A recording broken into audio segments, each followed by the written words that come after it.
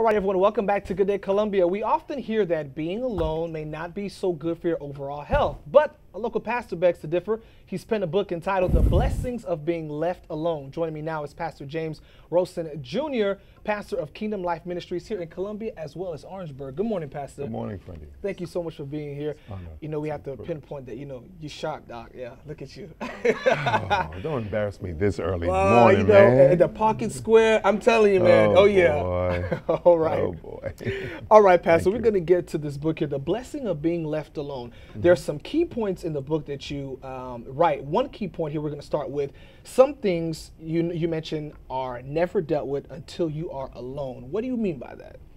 Well, Freddie, when you have to deal with a myriad of sordid situations through missed opportunities, failed relationships, wrong decisions, past hurts, you have to get to a place of solitude so you can really deal with the issues that you've dealt with or are dealing with. So basically drowning out the other voices and just trying to evaluate everything. Absolutely. Okay. Absolutely. Another point that you did make here in the book too is you must be deliberate about taking time out for yourself. Why is deliberate so important? What do you mean by that?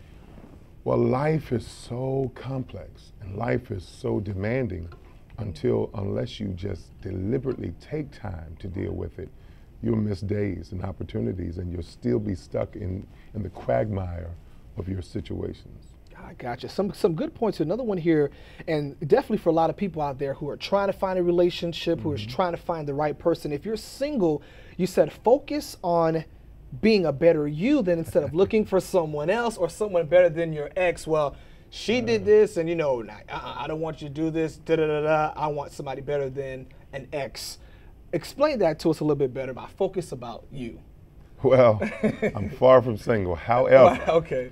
What I have discovered through my pastoral experiences and dealing with people with various issues, and I think the backdrop of my ministry is that he's a real God for real people with real issues. Wow. And so in dealing with so many situations I have encountered, I've come to discover that many times people spend a lot of time looking for a better ex or someone better than, I should say, than their ex. When the focus should be, if you focus on being a better you, than just somebody looking for somebody better than your ex, because a better you will attract a better next. Wow, that's a good one right there. If you can see the folks in the background here at the studio. Another point, Pastor, that you make here, you have to work through your past. You talked about that. What if someone doesn't want to deal with hurt, fear, maybe, a childhood pain, a molestation, a bad relationships? They're like, you know what, Pastor, I don't want to deal with it. Forget about it. Why is it so important to look back? Well, I think it's a matter of perspective. Okay. I have recently changed my language as relates to past. I kind of call it the journey. Okay. So that's my personal perspective on everything, because good and bad, and all of our lives are filled with good and bad experiences. But it's part of your journey. You would not be where you are had it not been for those experiences. So it's a matter of perspective, and so it's how you see it.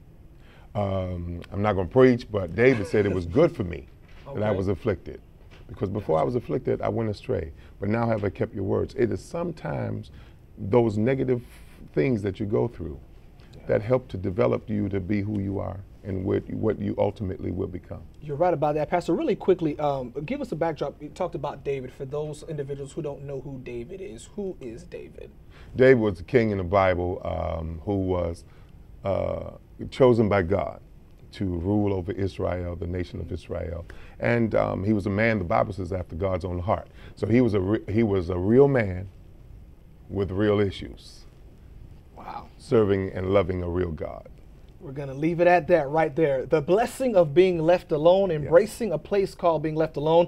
Written by Pastor James L. Rosen Jr., folks here of Kingdom Life Ministries, 2 locations, Columbia as well as Orangeburg. He says tweet him at JL Rosen. He wants to hear from you. And also tweet him and see what he can do about giving you all the information about where you can find this book so you can get your hands on it.